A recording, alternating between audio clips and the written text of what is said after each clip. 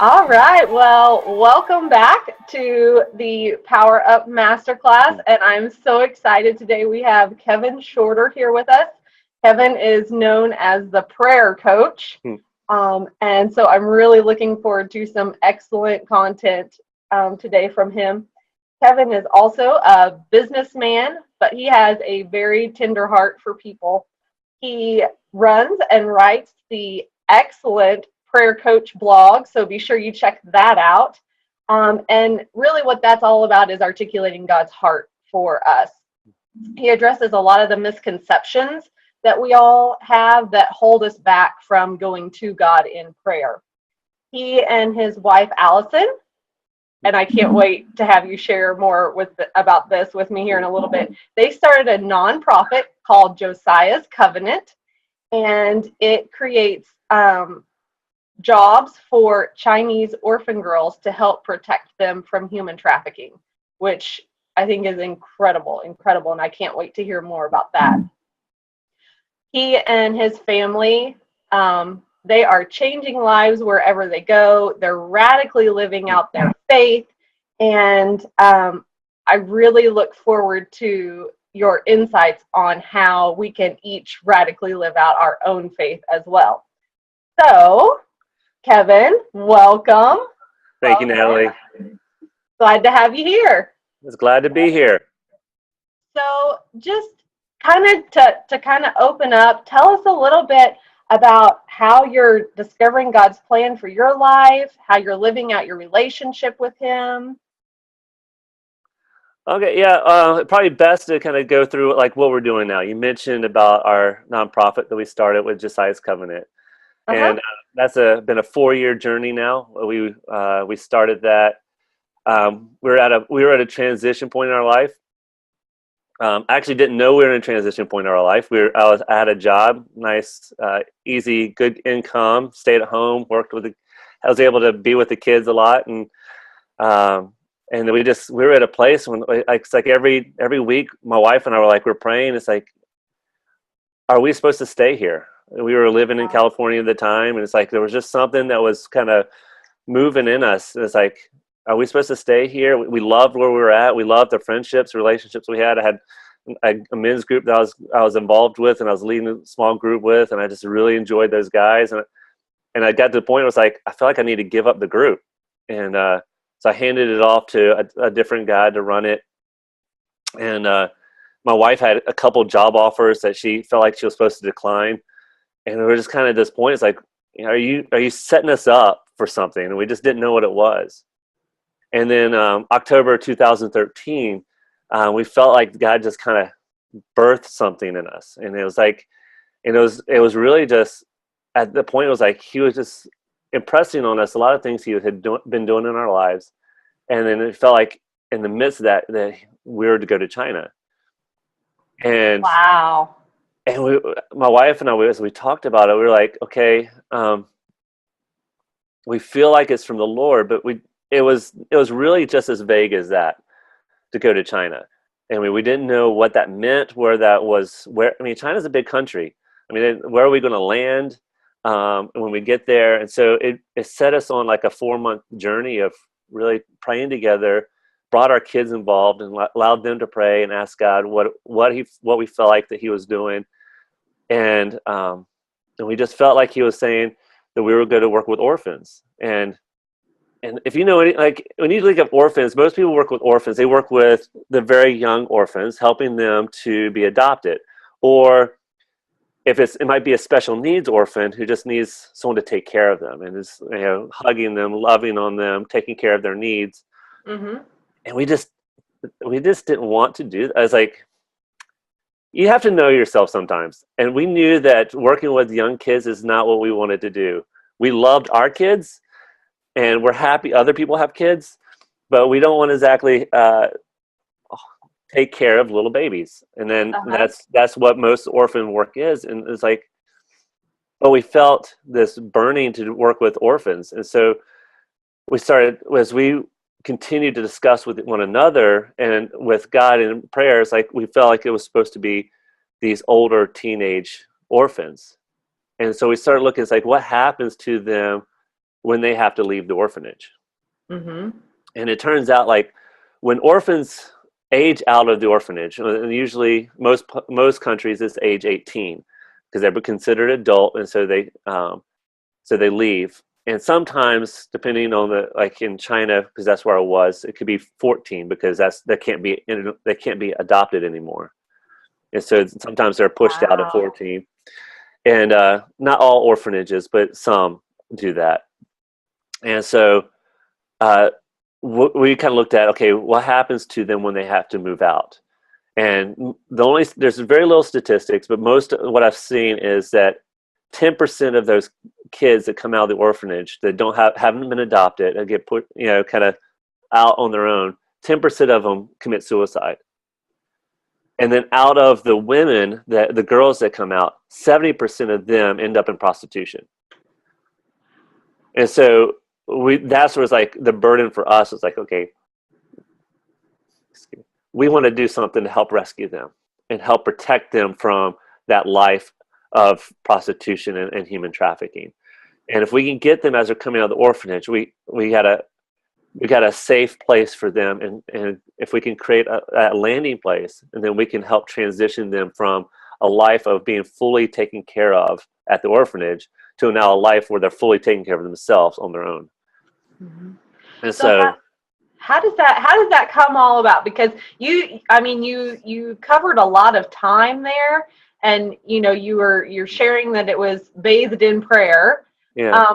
But what else is going on while you're going through that? I mean, are you giving up homes?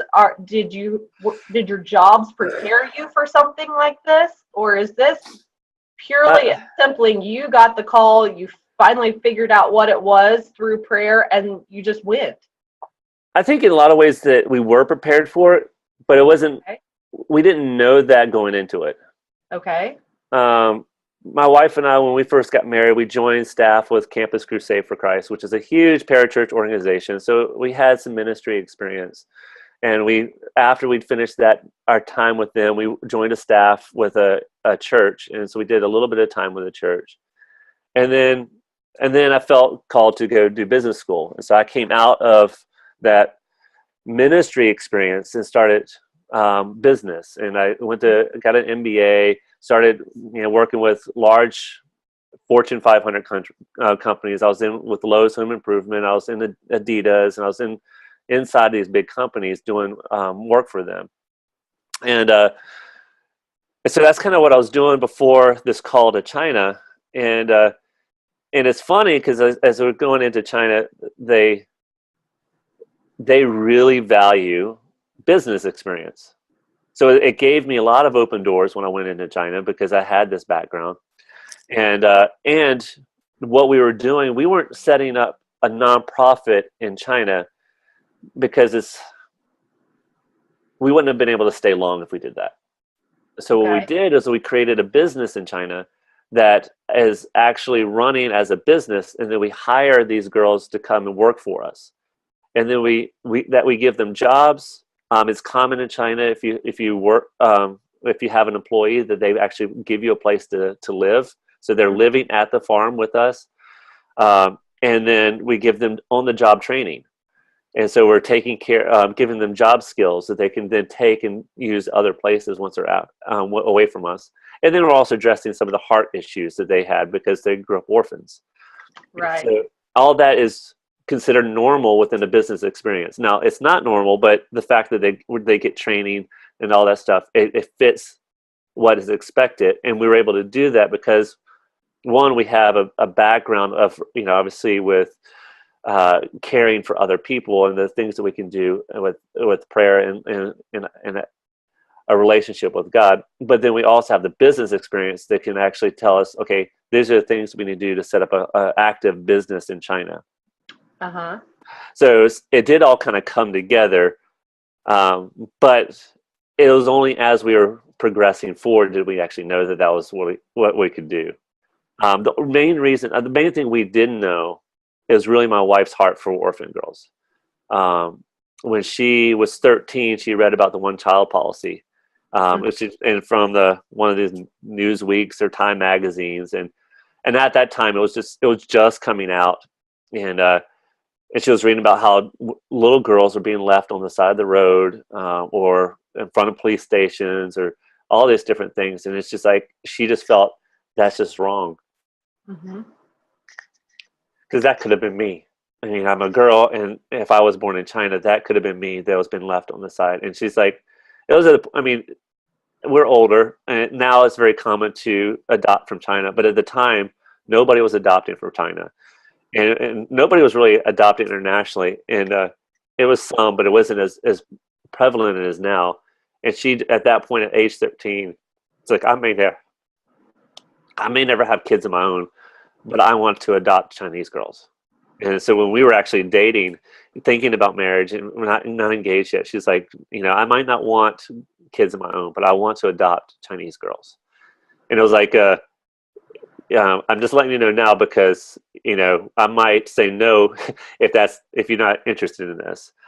And we did. We tried to adopt twice, and one time it fell through because we had our youngest daughter, which is a wonderful blessing, but we didn't get our money back from that process. And the second time we tried to adopt, we got a referral from China, and we got the picture, and we were set up. We were going to go over, and then a few weeks into it, our agency called us back and said that China gave that girl to someone else. And so it was just like, it just tore us up, and it's like we had to stop the process.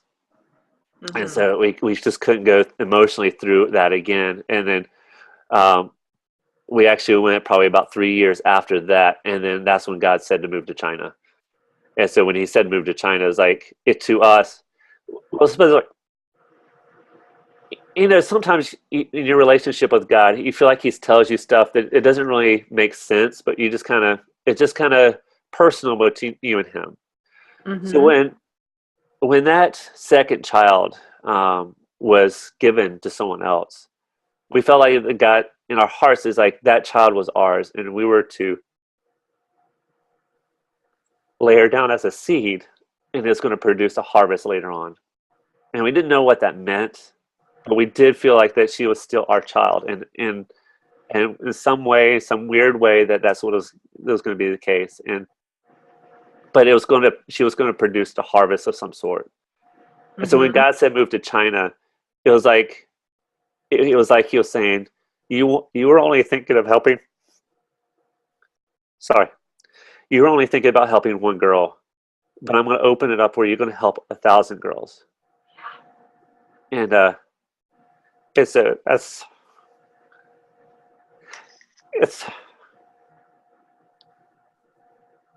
nothing we could have dreamed of. It wasn't like we could plan it out. And so when I say, yes, I was prepared for it, but it wasn't like I was planning for it. He was planning for it, and then he slowly let us know when it was time to move on to that next step. And so that's why I was like, it's the beauty of the relationship with God. It's like he did create you for a purpose, and he does have certain things for you. And it's like,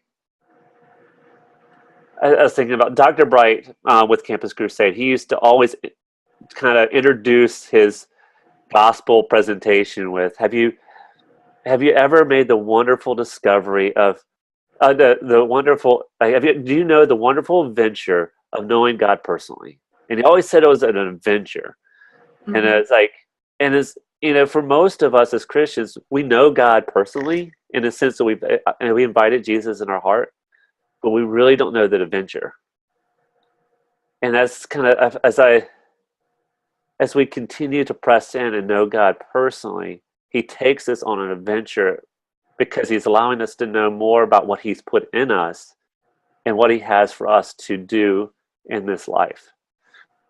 And it's like, I had no idea that when I went to business school, there was times when I was in business school, I felt like I'd done something wrong.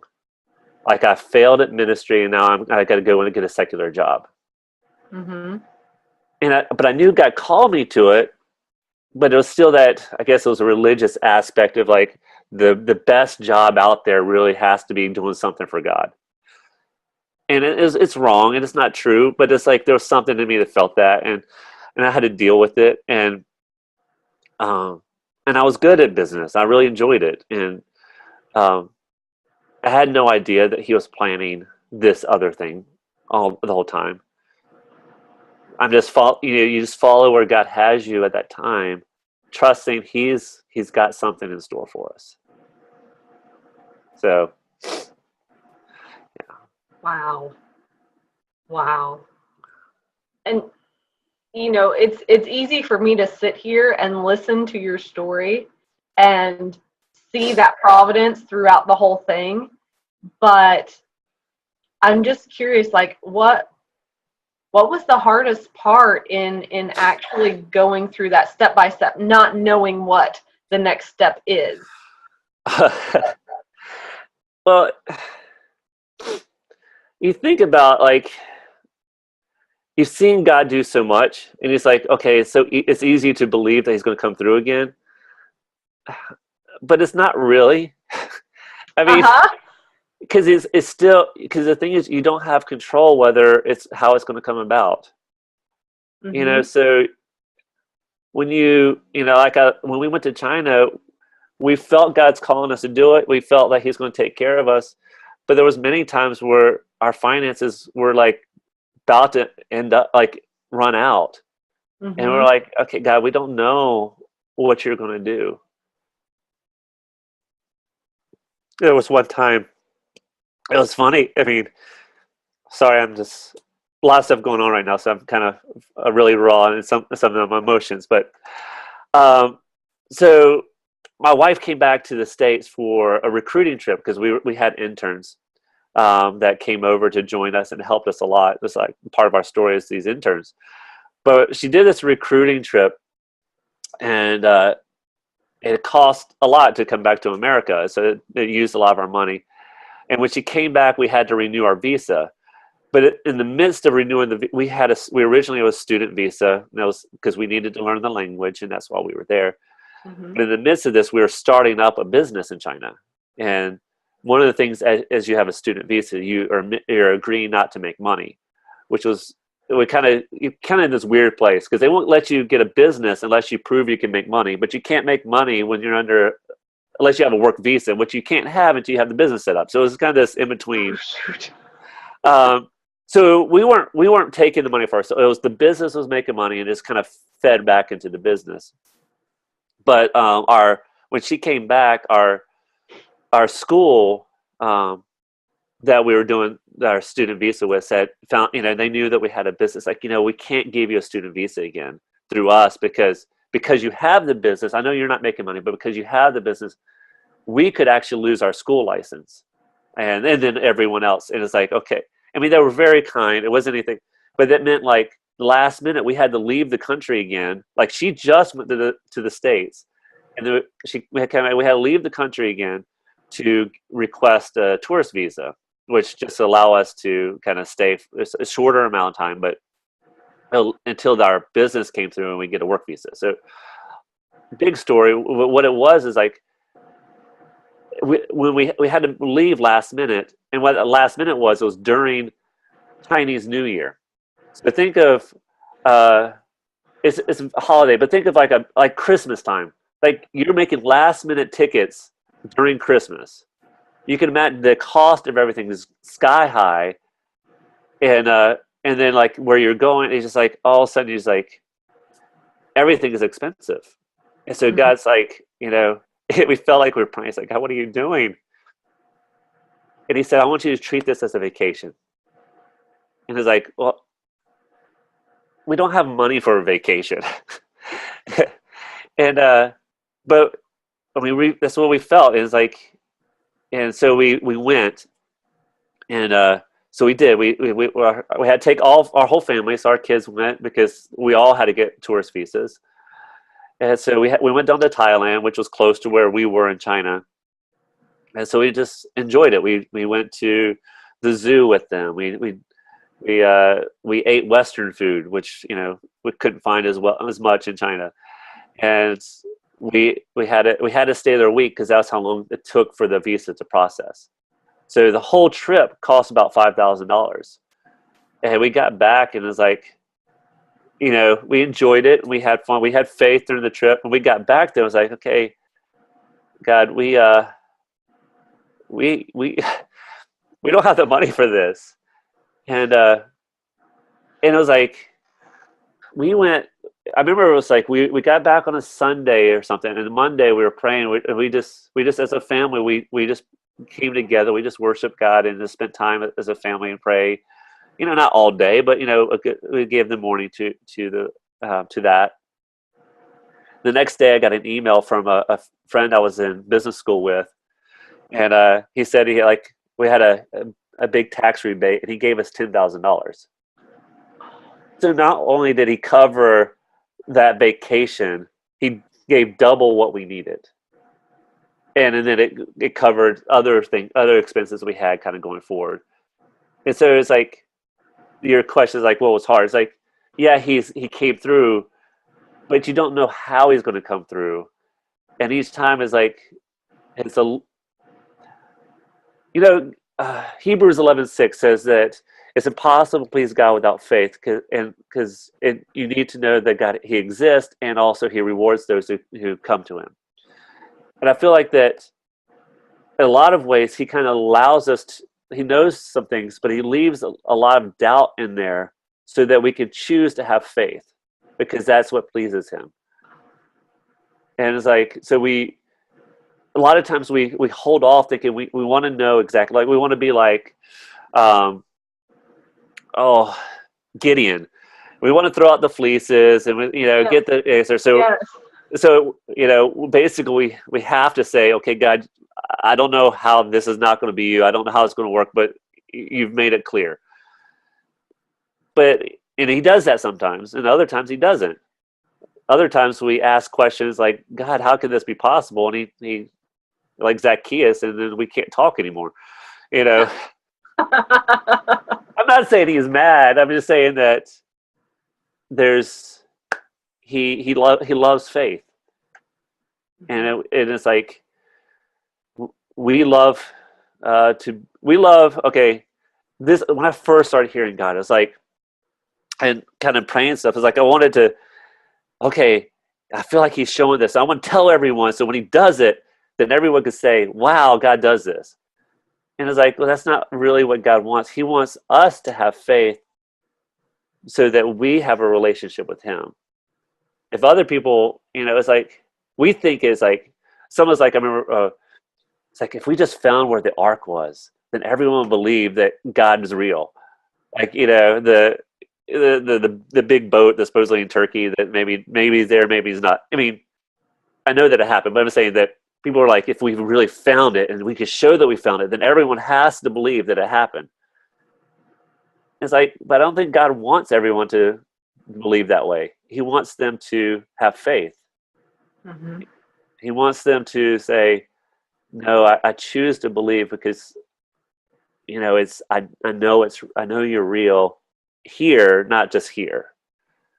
So I think that's the hard part, is that you still have faith. I mean, we're back in the States now. I mean, we handed off our our business to Chinese locals, and they're running it now, and we're managing them from America.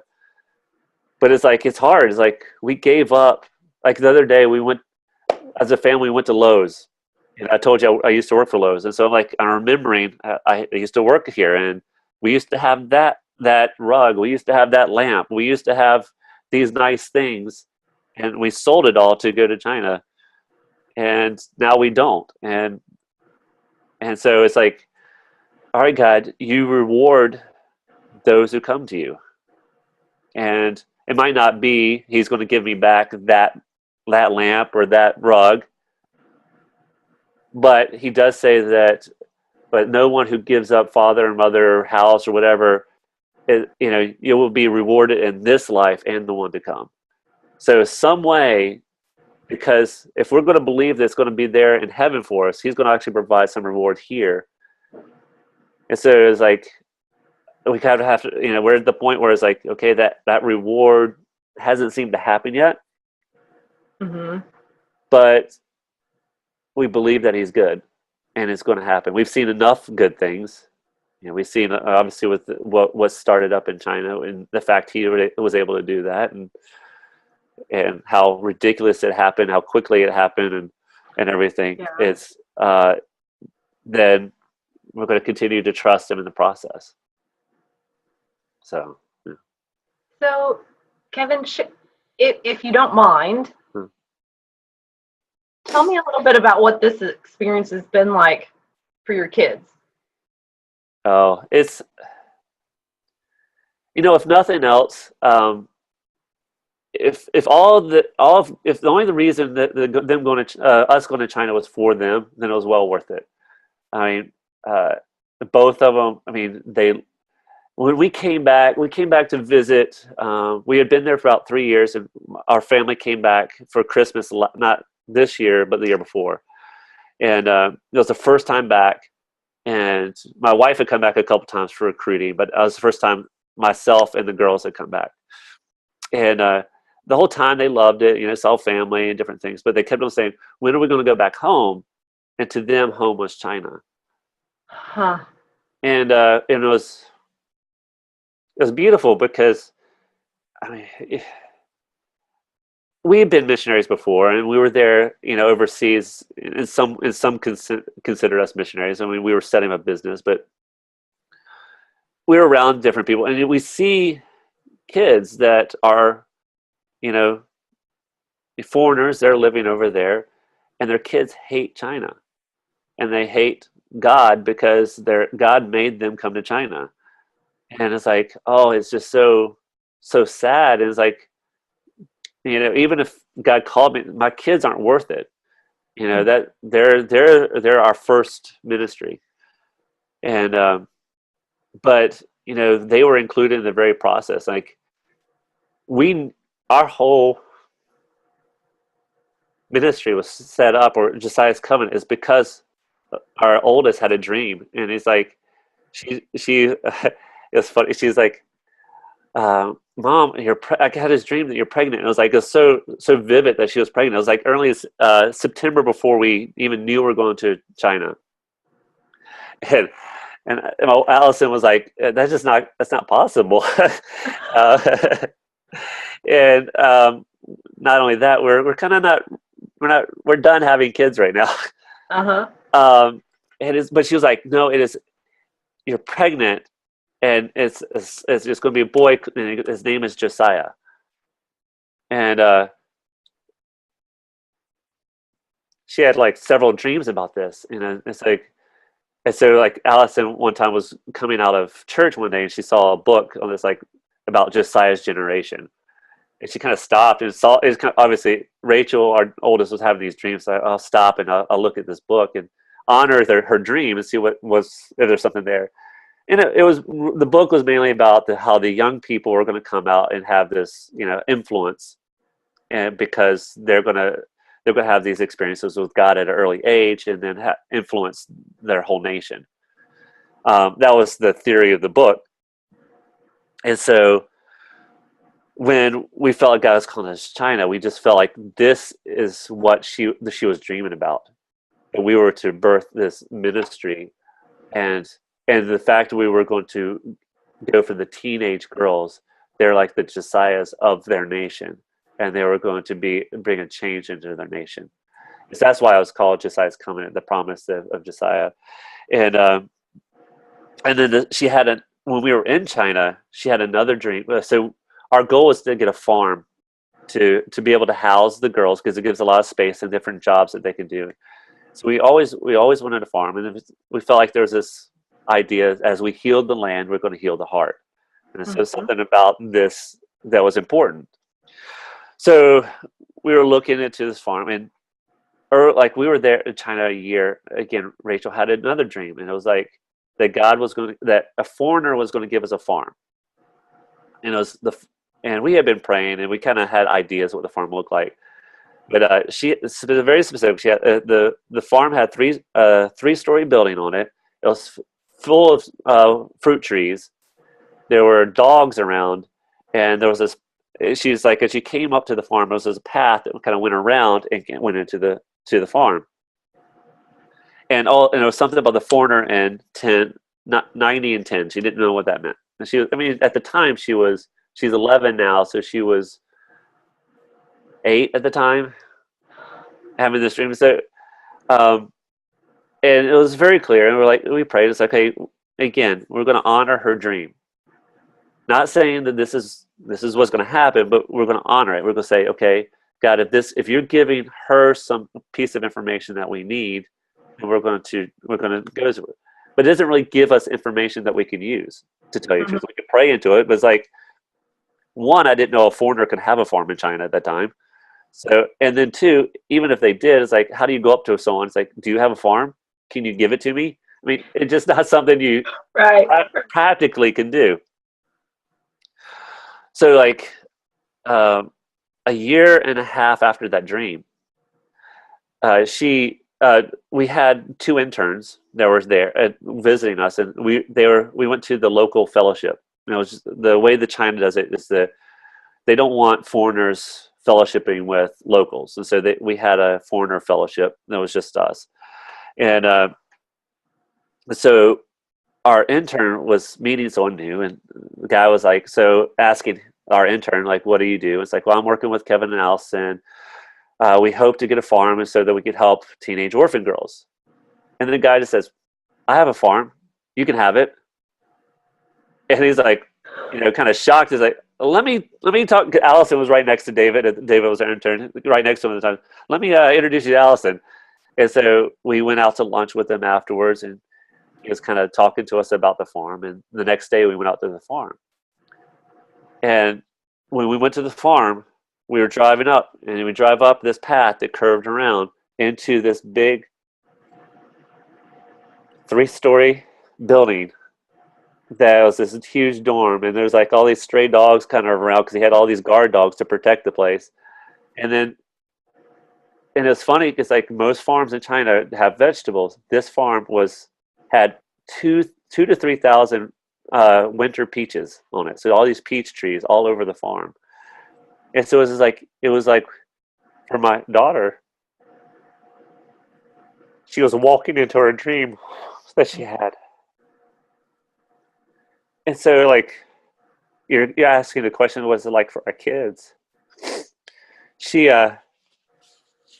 Our kids were very much a part of this whole thing, and they saw God work in miraculous ways throughout the process. And it's stuff that, later on, it's not, my mom and dad's faith. This is what I saw God do. Yes. And so it's just, that's something we can't, we can't belittle in any way. It's like, if there's anything, I want to help teenage orphan kids. Don't get me wrong. But my kids are what's really been entrusted to me, and the fact that they are getting it and they're falling in love with the Lord, falling in love with God, and wanting to follow Him in that way, and knowing that they have a personal relationship with Him as well. That's more important to me. Yeah. Well, Kevin, that's an incredible story, and you have a very powerful mission. And I want to thank you for sharing that with me. I think I could sit here and talk to you for like another hour and a half. But I do want to ask you really quickly before we have to go. Okay. What would you say maybe to a new believer? We say our night prayers, and we go to church and we sit in the pew and we say our the Lord's Prayer or something like that. We have those more routine prayers, but what advice would you give somebody who's going, I really am not certain how to talk to God? Do you have any? Well, I mean, the example we have from the disciples is that asking God to teach us to pray. We can look at the Lord's Prayer, and that does help us. But I think I think one thing that's probably the most important that every Christian really needs to know, especially early on, is that God wants to speak to them. And obviously, He speaks to us through the Bible, and that's something it probably should be the first thing we kind of help them to read, because it helps give guidelines to that relationship. But there's so many other ways that God speaks to us. The Henry Blackaby, I don't know if you're familiar with him. He's a Southern Baptist preacher who wrote the Experiencing God curriculum. He has a quote. It's something like, "If we have trouble hearing God, if we have trouble hearing God speak, we're in trouble at the very heart of our relationship with God." And it's like, because if all we're doing is relating to Him through what we hear at church, or relating to Him through what we read in the Bible, and we don't have this conversation with God, then it becomes more of a religion. Mm-hmm. And so we look at, say, Genesis. God created man. It's like he did this. He said, but let us create God in our image, in our likeness. Let's create man, male and female. But it's like this idea that God, within the Trinity, within the Godhead, the Father, Son, and Holy Spirit, their relationship with each other of love and intimacy was so strong that they wanted to actually create something to kind of overflow their love into. And so let's make man in our own image. And in some ways, like with marriage, he says that Paul says that marriage actually represents God's love for His church. And one of the commands of marriage is that you be fruitful and multiply, that you would, together with your spouse, in that love relationship, that you would create this being that's going to contain the DNA of both of you, that you can bestow that love, your love into. And it's like that your love is so great. It's like it's like you have to overflow it somewhere. Uh-huh. And it's like, that's why Jesus and the church, we represent that. It's like, because Jesus' love for the church, our love for Jesus is so great, we want to overflow it somewhere. And that's why we make disciples of all nations.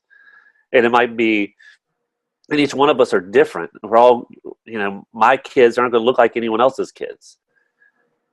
But the things that I create with God are not going to look like anyone else's. Like when we go and I told you about how we started the business in China and the orphans. I mean, I didn't even know that I had all that in me. So much less someone else is going to have that same background and same experiences that are going to be able to create that. But other people might be there. We had someone in China, their love and their energy always. I mean, he was like a skateboarder.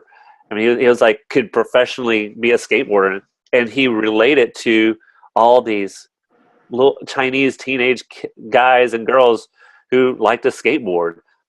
And because he loved that so much, and he loved the Lord so much, it just kind of overflowed really well. I couldn't do that. I wasn't called to do that.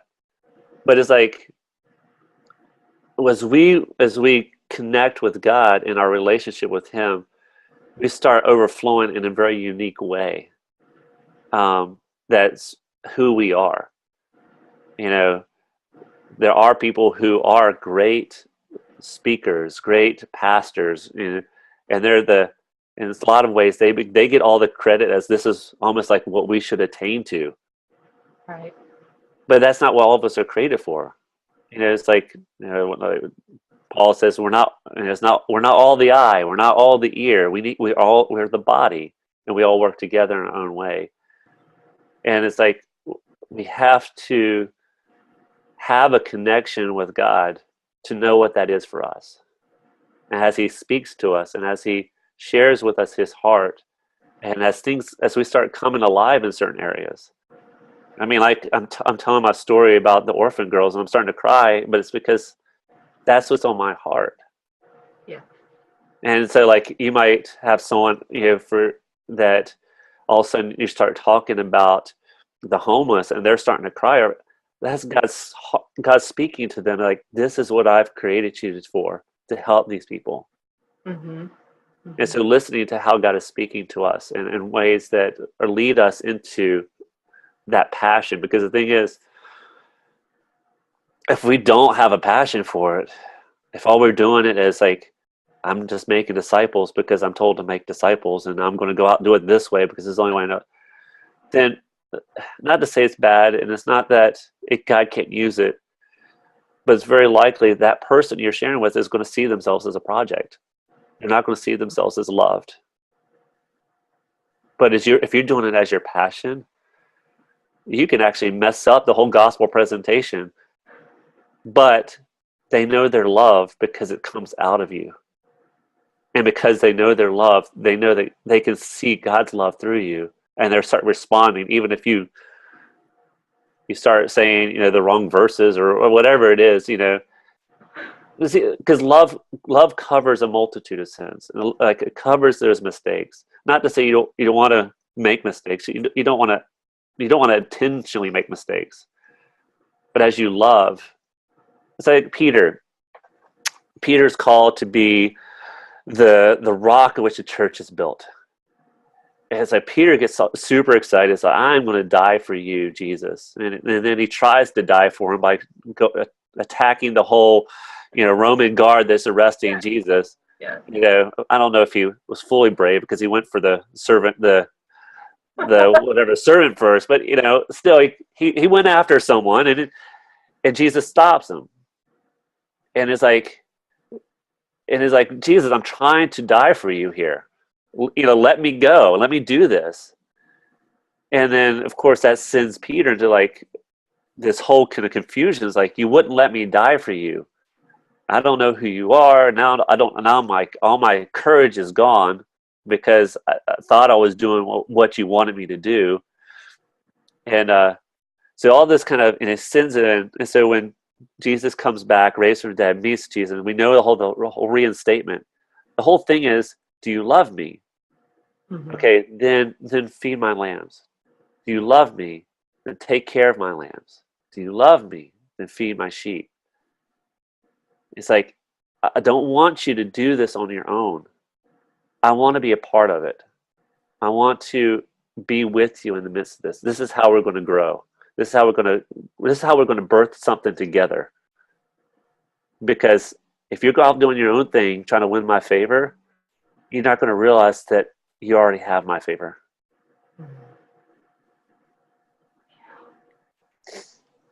Thank you.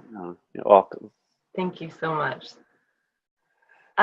If somebody wants to get a hold of you, support your mission, if they want to, reach out to you and have you strengthen them in their prayer life, how can we get them in touch with you? Well, Josiah's Covenant is our nonprofit, and that's what we do. It's the work we're doing in China. And we do have a monthly updates that we send out. So if they go to the site, there should be plenty of places where they can sign up for that. Okay. And we'll send out email for that. And that's josiahscovenant.com. Just spell it out. And then, or you could search for it. We'll probably come up with maybe some kind of Bible reference. But, if you look for the josiahscovenant.com, that's us. Okay. And the other way through the prayer coach is prayer-coach.com is the blog I do. It's just something I do on the side. I could say probably my journal of thoughts with relationship with God. There's also an email newsletter that goes out with that. And people are welcome to contact me through that website if they want. And but it's not really support based. It's just something I do. Okay. All right. Well, thank you again, Kevin. Your heart is apparent, and I really sincerely appreciate your time. Well, thank you, Natalie. I appreciate you inviting me on here.